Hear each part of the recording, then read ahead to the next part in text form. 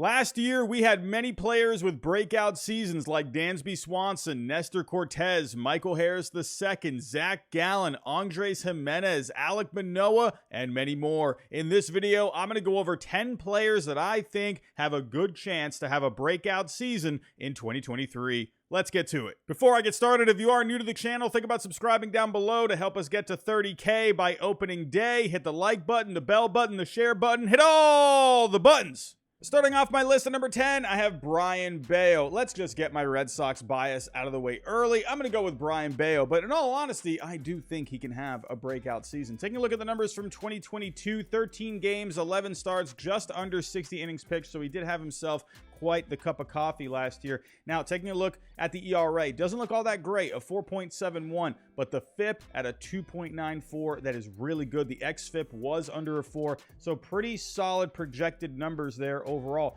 Now, the strikeouts per 9, they weren't really in line with what he was doing in the minor leagues, 8.5 per 9, and the walks were up from what he was doing in the minor leagues, above 4 per 9. But when you're going to the major leagues, it takes time to adjust to major league hitting. I think he is going to be just fine, because this guy just has great stuff. Taking a look at the velocity on average last year, 97 miles per hour on average. This guy's got great stuff. You know, taking a look actually at the pitch values from last year, the sinker didn't look all that great, but taking a look at his changeup, -7 run value. Hitters are only hitting 158 against his changeup. It really reminds me of Pedro's. Now, I don't think anyone's changeup is ever going to be better than Pedro's, but I saw some flashes of it when he would be on the mound. But Brayan Bello, again, good velocity. He doesn't give up a whole lot of hard hit balls. The average exit velocity, he was in the top 50% last year. He gets guys to chase at a pretty healthy rate. Barrels, he was in the top 20%. I think Brayan Bello, if he's healthy, he was having some forearm issues early on in spring training, but that looks like it's fine. If he stays healthy, I think he can have himself a breakout season in 2023. At number 9, I have Vinny Pasquantino, the Italian nightmare, Vinny Pasquantino. What a name. This is honestly one of my most favorite names in Major League Baseball right now, but his game is even better than the name. Take a look at the numbers that he had last year. He did almost play half a season, so I thought about even if I should put him on this list, because he did play 72 games. But you know what? I want to see a full season of this guy. I think if he has a full season, man, the numbers could be incredible with him. Take a look. Over 72 games, hit 295, a 383 on base, a 450 slugging, a 137 WRC plus, 10 homers. Vinny Pasquantino, man, this guy is a really good hitter. Fangraphs have him at a 55 hit tool, could be a 60 down the road, 55 game power down the road. Just a really good hitter. Kansas City, man, they got some young players. I wonder if Kansas City could maybe make some noise this year. I don't know. You got some fun young players here, and Pasquantino is definitely one of them. And taking a look here, he was near the top when it came to exit velocity last year, in the top 15%. I think he's going to have himself a really good year. He showed a lot of promise last year. I'm excited to see what he can do this year. At number 8, I have Garrett Mitchell, one of the Brewers' top prospects, burst onto the scene last year. 28 games, hit 311 with a 373 on base, a 459 slugging, a 136 WRC plus. The guy can hit, but he's also just an incredible athlete. Taking a look here, a 70 run tool and a 55 field at the moment, could end up being a 60 down the road, has good raw power. Now, the hit tool could be a little better according to Fangraphs, but he was showing some promise last year in 68 plate appearances, and as of right now, he is projected to be the everyday center fielder for the Brewers. I'm excited to see what he can do there. Taking a look at some of the advanced numbers, again, not a large sample size, but he is showing some promise here. Again, an uber athlete. He was in the top 1% in sprint speed last year. Also has a really good arm, in the top 5% in arm strength. But the exit velocity was looking really good, in the top 40% last year. Really excited to see what he can do. I was excited when he got drafted by the Brewers a few years ago. You know, taking a look at what he was doing in the minor leagues last year. Over 20 games in AAA, he hit 342, a 435 on base. My goodness. That, again, the power, not quite there, but the guy can hit. He's fast. You know, I'm excited to see what Garrett Mitchell can do here in 2023 for the Brewers. At number 7, I have Hayden Wesneski. If you can't remember who this is, well, he was involved in the trade with the Yankees last year when the Yankees acquired Scott Efros, and the Cubs, they got their number 7 prospect in Hayden Wesneski. I thought this was a steal for the Chicago Cubs. Now, last year, he did have a very small cup of coffee, 6 games, 4 starts, but good numbers overall. 2.18 ERA, a 3.0 3.20 FIP, a 3.64 xFIP, 9 strikeouts per 9, under 2 walks per 9, a very solid strikeout to walk ratio. I'm excited to see what Hayden Wesneski can do in the Chicago Cubs rotation. But also taking a look here with Hayden Wesneski, again, not a big sample size last year. The velocity isn't amazing with him. The spin rate isn't amazing, but what's really good about Wesneski is he releases the ball very close to the plate. He was in the top 20% when it came to extension. I think he's going to be a pretty tough at bat no matter who's going up against him. And also, while he doesn't really have too much of a fastball, he's got a really good slider, a 60 slider at the moment. And hey, a good command as well, according to Fangraphs. And man, if this guy, can start throwing in some other pitches here with that slider, shows good command, I think he could be a really solid pitcher for the Cubs rotation this year. At number 6, I have Bryan De La Cruz. Bryan De La Cruz is an interesting one for the Miami Marlins, but I think he's going to have himself a good year this year. He had a lot of playing time last year, so I even considered, should I put him on this list? But you know what? I think he can take another step. 115 games last year, not an amazing slash line. Hit 252, that's not terrible. The on base definitely needs to improve, only 294. The slugging, not terrible at 432, had 13 homers. But with Bryan De La Cruz, the advanced numbers are on his side. Looking at the average exit velocity, the max exit velocity, the hard hit percentage, xWOBA, x batting average, x slugging, barrel percentage, all looking really good. Where he does need to improve, he needs to improve on the strikeouts. He needs to walk more. He needs to stop chasing so much. He needs to stop swinging and missing so much. This guy could be a really good player if he can just clean up that part of the game. He's a good athlete. He's got a good arm. I think if he can just work on that one part of his game, that's the next level that I think he needs. And if he can do it, I think he could be a really good bat for the Marlins this year. At number 5, I have Edward Cabrera. Let's stick with the Miami Marlins. They got breakout candidates all over the place here, and I definitely think Cabrera can have himself a breakout season. He reminds me a lot of Sandy Alcantara. I'll get to that in just a second. Now, another one where he did have a pretty big cup of coffee last year. 14 starts, over 70 innings pitched. ERA at a 3.01. Now, usually you guys know me, I like FIP more than ERA, and his FIP did not look very good compared to his ERA of 4.59. The xFIP wasn't too amazing at a 4.12. But if I'm taking a look at some other things here, this is where I like Edward Cabrera. The strikeouts per 9, pretty good for, not really having a whole lot of experience in the major leagues, right around 9.5 strikeouts per 9. The walks do need to come down a little bit, right around 4 walks per 9 at the moment.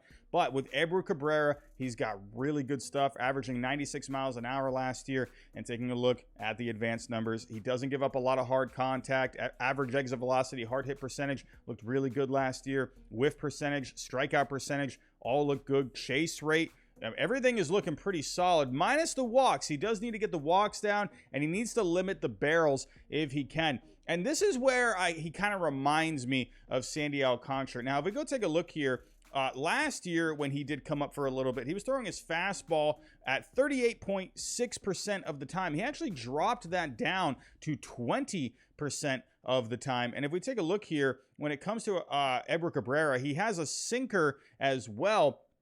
I wonder if he's actually going to start utilizing that sinker a little bit more, because if we take a look here at the fastball, with Edward Cabrera, he had a 2-run value last year. Now, hitters weren't hitting amazing against it, 182, but they had a 576 slugging against it. Now, the sinker, again, they were hitting the sinker a little bit more. They were seeing less of the sinker, but hitters were hitting 292 against it. So I wonder, if he can kind of switch around the game plan here a little bit. The fastball, I think, could be better. I think it just needs to be utilized more in just more effective spots, if that makes sense. And maybe he can utilize the sinker a bit more. I think, to me, Edward Cabrera, he's got really good stuff. I think it's just more of a game plan kind of a thing. And now, getting back to Sandy Alcantara, now I'm talking about the sinker and the fastball. The same thing happened with Sandy Alcantara. If we go back to 2019, that's when he had his first full season.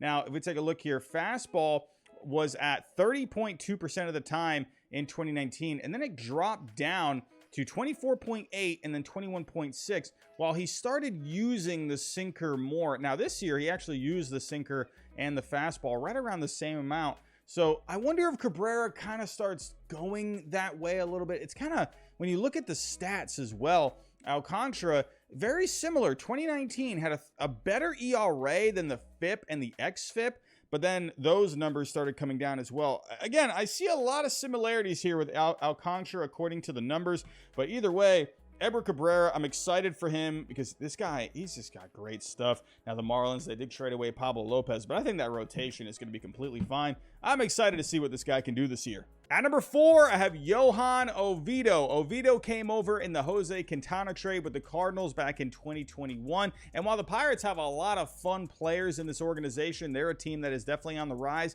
I think someone like Johan Oviedo is pretty underrated. Taking a look at the numbers from last year, not a big sample size, and he came out of the bullpen more, but he had 21 games, 8 starts, 56 innings, a 3.21 ERA, a 3.74 FIP, xFIP at a 4.14, strikeouts at around 8.5, walks a little bit above 3.5. But man, I really like this guy's stuff. Averaging 96 miles an hour with the fastball last year, has himself a good slider, pretty decent curveball. Johan Oviedo, man, I think this is a guy to keep an eye out for. If we take a look here at StatCast, we got a lot of reds here. Average exit velocity, xERA, xWOBA looking pretty solid, batting average, slugging, barrel percentage, all looking very healthy. Again, the velocity is looking pretty good with him. Like I said, 96 miles an hour. But what I really like about Johan Oviedo, I mentioned this earlier, was extension. He was in the top 3% at extension. That's being able to release the ball closer to the plate. He's hard to pick up. I think this guy is, in my opinion, again, very underrated in this Pirates organization. And I think he's very underrated in this Pirates rotation in 2023.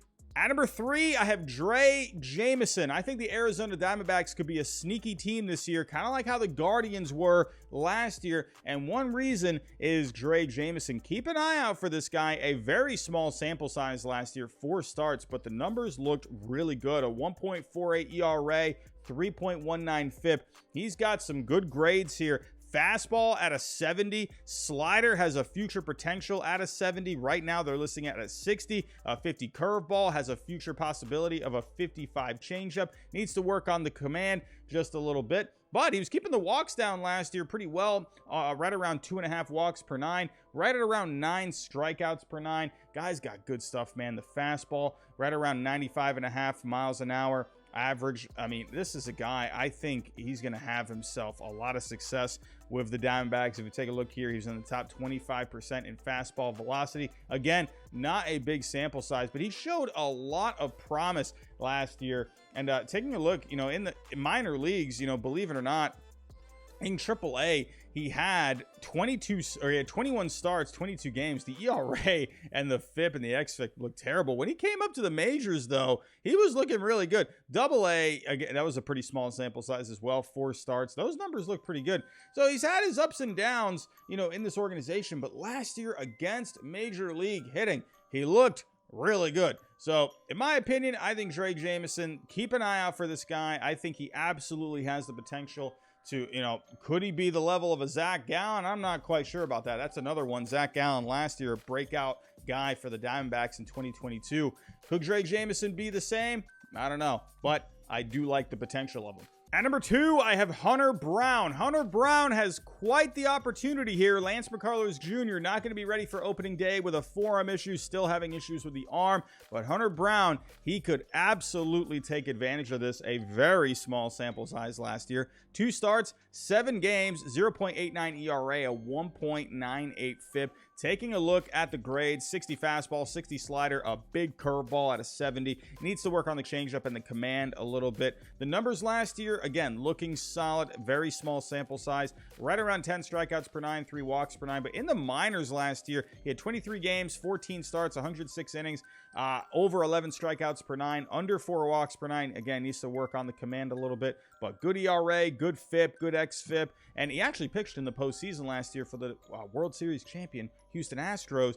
3 2/3 innings, didn't give up any runs. You know, Hunter Brown, man, I mean, again, what an opportunity here. If this guy can flourish while Lance McCullers Jr. is out, I think, you know, this is a guy that can force his way into this rotation for the entire year. The Astros, they just have a knack for just having these guys just step up. You know, Christian Javier is a great example, a breakout season for him last year. But Hunter Brown, with the fastball velocity that he has, you know, the spin rate on that fastball, the extension, being able to release it pretty close to the plate, all the potential in the world for Hunter Brown. Good stuff. Overall, taking a look at the run value, the fastball looked really good last year. Curveball, slider, and the split. I mean, he only threw the splitter only like seven times. That's really not really anything. But all in the negatives in the run value. I think Hunter Brown, the sky is the limit for this guy. And at number 1, I have Spencer Torkelson. Well, this is quite fitting. The number 1 pick from the 2020 MLB draft coming in at number 1 on my list. But Spencer Torkelson, what the heck happened to this guy last year? 110 games, over 400 plate appearances, only hit 203 with a 285 on base, a 319 slugging, a 76 WRC plus,